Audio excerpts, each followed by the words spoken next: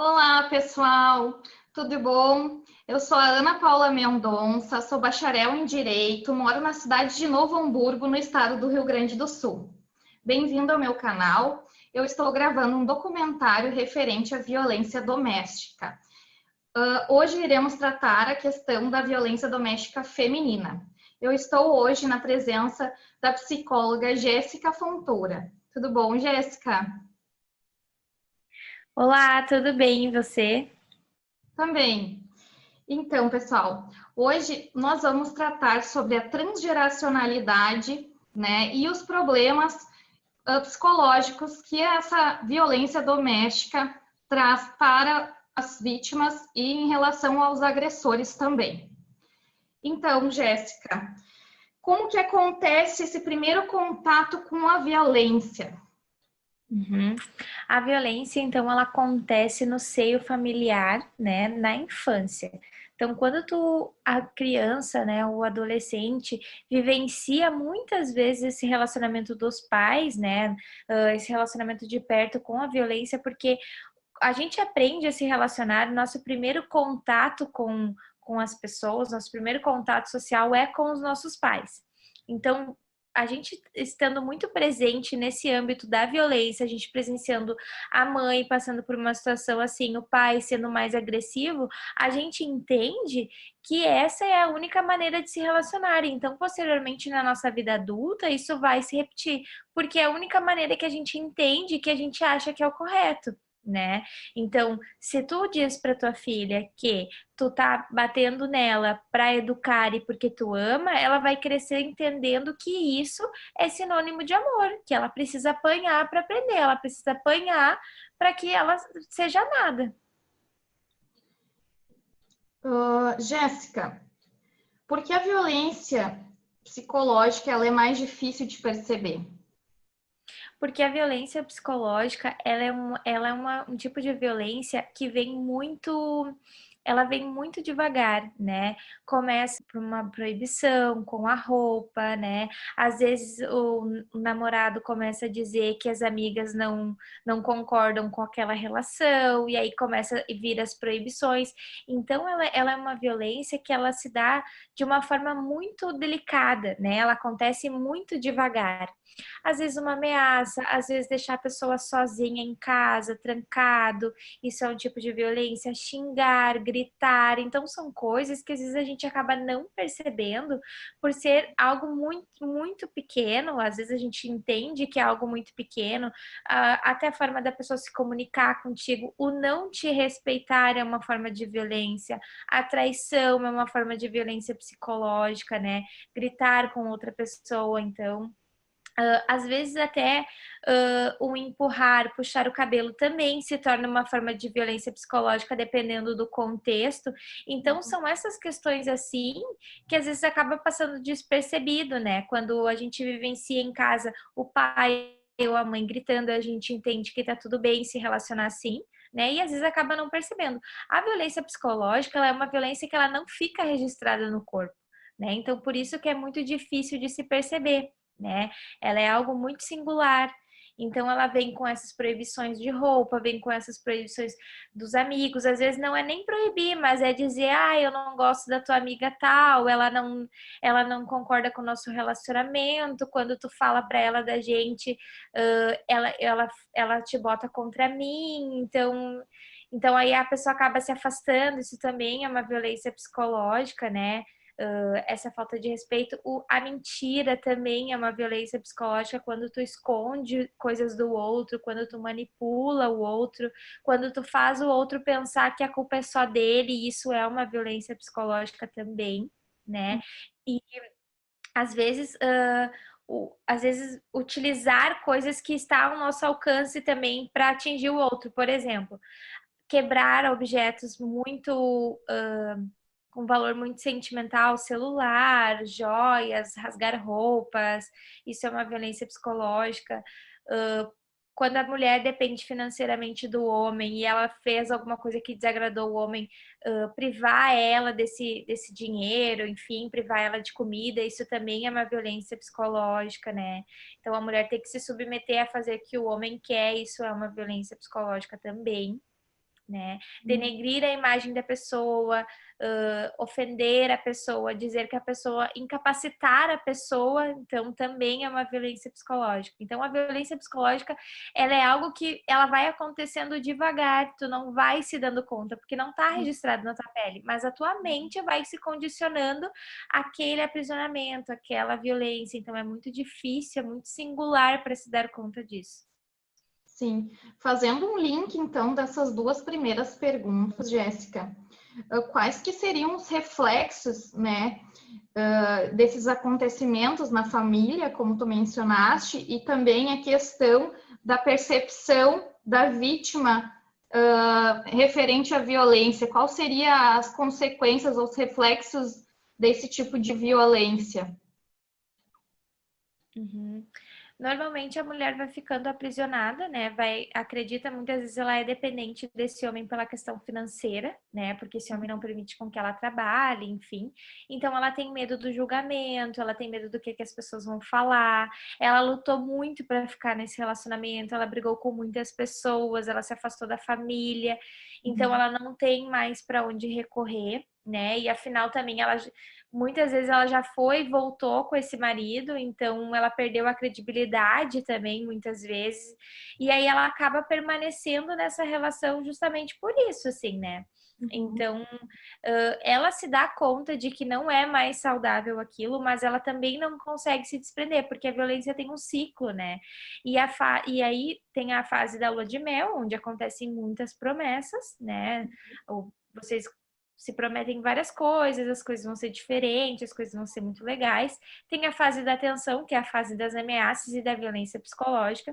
E aí tem a agressão física também, onde a pessoa vem a te agredir. E aí tem a fase do afastamento, onde vocês se afastam, tu tá muito magoada, enfim, não quer mais voltar. Mas ele chega, diz que tá com saudade, te conquista de novo, promete que vai mudar. E aí tu acaba voltando porque tu acredita de fato que as coisas vão mudar, tu gosta dele, tu acredita nele, tu imagina que as coisas vão ser diferentes naquele momento, né? Então, tu não consegue sair daquilo, porque essa lua de mel, ela dá uma sensação muito gostosa, aquela coisa da paixão, sabe? Então, essa coisa da paixão é algo que as pessoas procuram muito numa relação, né? Elas querem muito essa paixão, essa coisa, essa chama. Então, isso tem muitas vezes na violência, no relacionamento abusivo, e é isso que faz voltar, por causa dessa paixão, essa saudade, essas promessas, né? Essa intenção de que as coisas sejam diferentes. Então, muitas vezes tu não tem para onde ir. Quando tu se dá conta, quando tu passa de novo pela tensão e pela fase da violência, tu se dá conta de que o ciclo repetiu novamente. E aí tu não tem para onde ir, tu não tem para onde fugir e tu acaba permanecendo nesse relacionamento. E se dar conta disso é algo muitas vezes doloroso, né? E às vezes também se dar conta de que a mãe já vivenciou e de que o pai também era abusivo é algo que mexe muito com essas mulheres.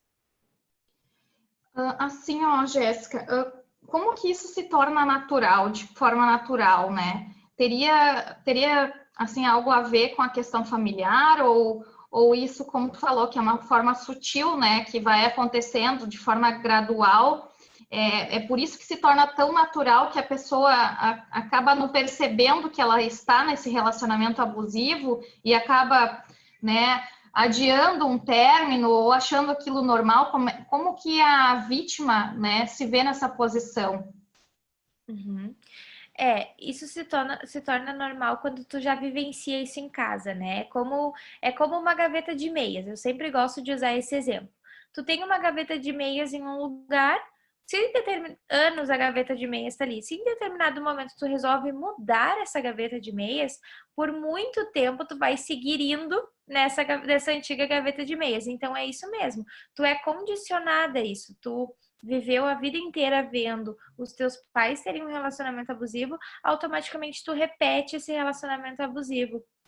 Isso não acontece em 100% dos casos, tá? Não é generalizado aqui, que fique bem claro, que isso acontece na maioria dos casos, em que tu entende, tu percebe isso em casa, logo tu repete isso. Por quê? Como eu falei lá no início, o primeiro contato social que a gente tem com o mundo é através dos nossos pais. A gente enxerga o mundo através dos nossos pais.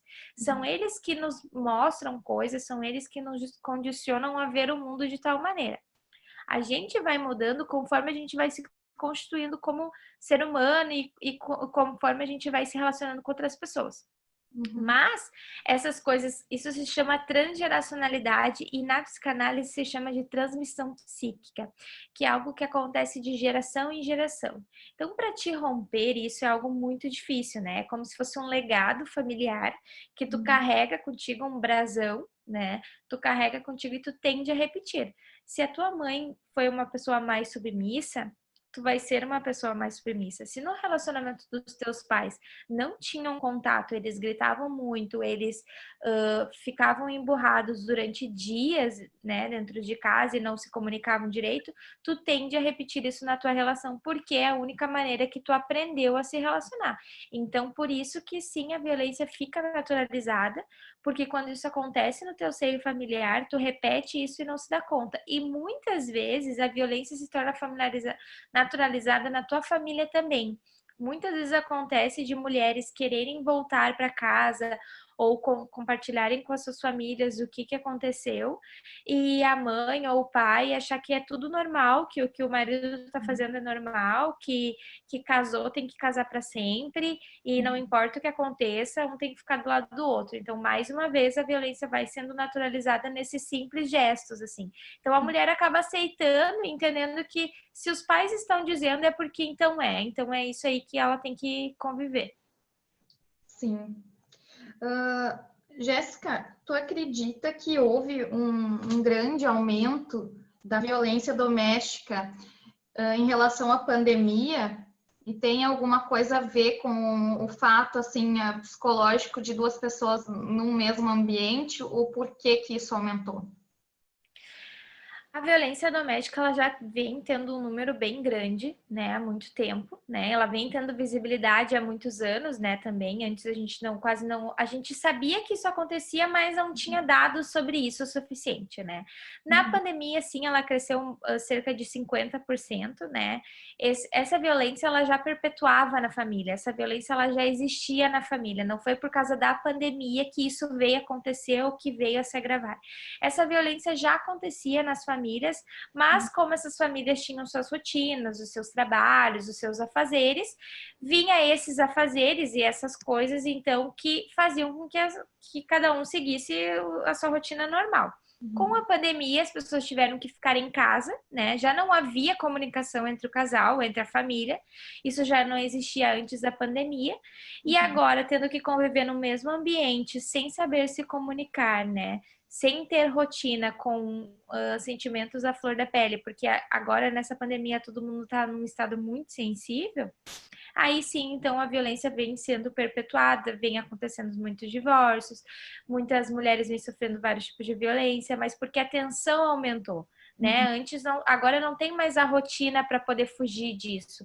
Agora é tu lidando cara a cara com a falta de comunicação que já existia antes, né? Esse relacionamento abusivo ele já existia antes, mas com a pandemia, com as pessoas tendo que ficar em casa, isso se aflorou muito mais. Veio mais à tona. Sim. Jéssica, qual o primeiro passo que tu acha que uma mulher que está assistindo hoje o nosso vídeo aqui, que ela deve tomar?